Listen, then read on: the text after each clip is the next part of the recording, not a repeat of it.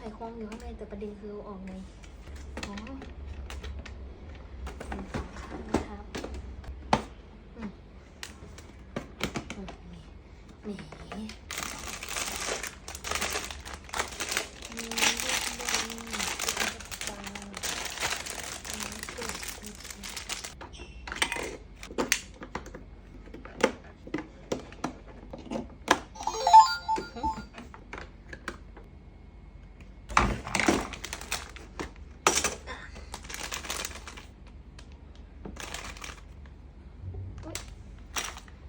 ต้องใส่เหรียญก่อนนะ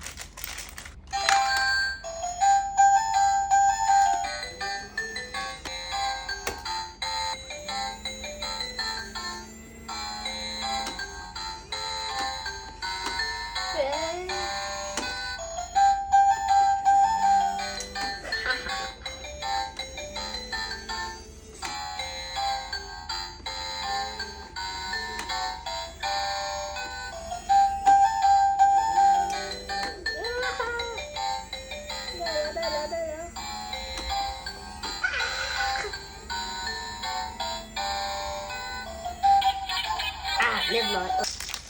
ได้อยู่นะ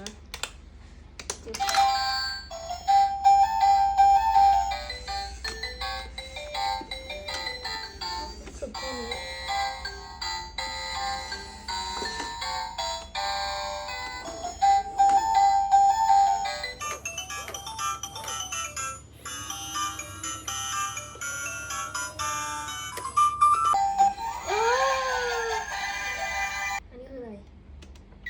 เพิ่มเสียงแล้วเสียงได้แล้วหนึ่งตัวโอเคนะนี่ใส่ชาร์จ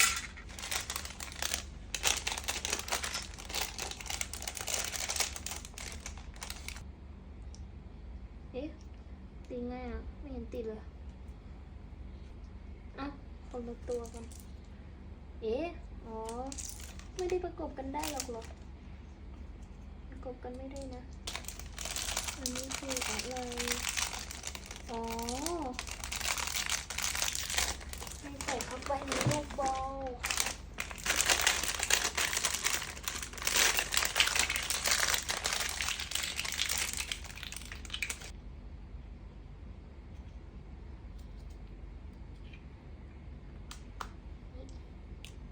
มันไม่ตั้งอ่ะขี้เกียจที่แล้วเอาใส่ไว้อย่างนี้แล้วกันอันนี้1 ตัว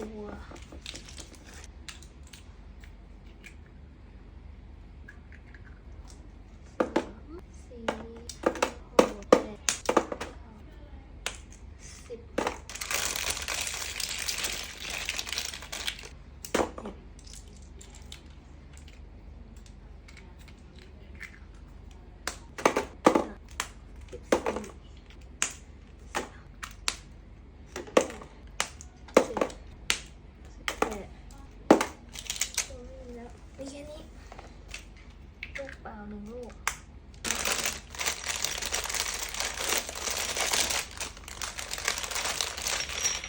น่ารักมากเลย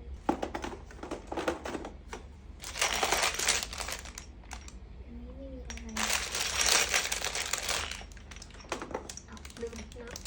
อันนี้1 ลูก2 ลูก3 ลูก4 ลูก5 ลูก6 ลูก7 ลูก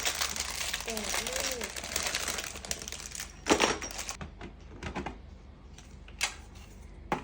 ูกติดน้ำ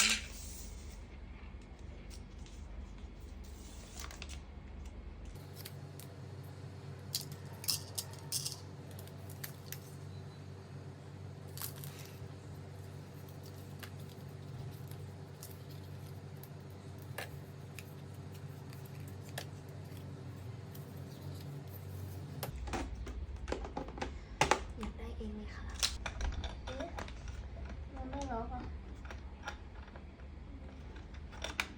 ไม่ใช่ตรงนี้ตรงหลังต้องหา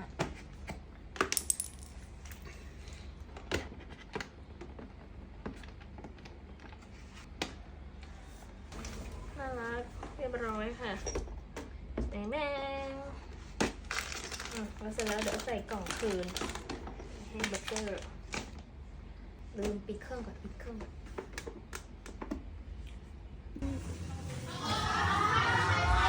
อ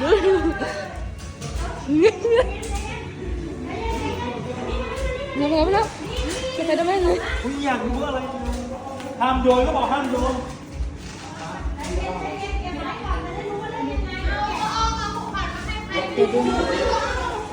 เฮ้ยดูอะไรเลย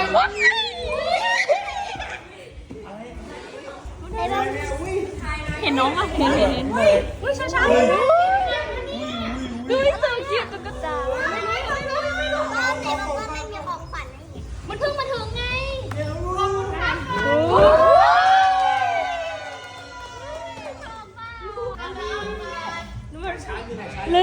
ลืมใช่แล้วพี่ข้าถือป้อนทำให้น้องแป๊บเดี๋ยวป้อนขึ้นให้ข้าตัวใจเย็นป้อนที่วางกันนะ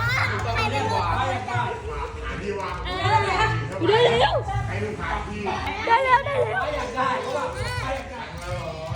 ใจเย็น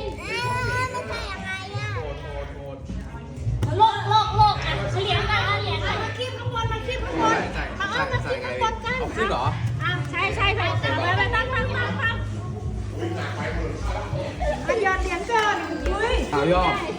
ผมเปิดได้แล้ว เฮ้ยอย่าพูดคีบดิเอาขึ้นก่อนมันคีบได้จริงมันกำลังตื่นเต้นนะคีบได้จริงอ่ะเวลาด้วยใจเย็นนี่เหรียญลงมาแล้วมันให้ก็ตื่นเต้นนะเอานี่เอามีเหรียญด้วยนะ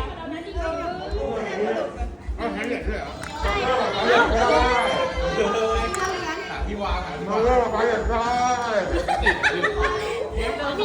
เอาไว้อยากได้ เดี๋ยวคนอยากได้ป๊าป๊าอยากได้อย่าเพิ่งให้ลูกเล่นก่อนนะแย่งกันใหญ่แล้ว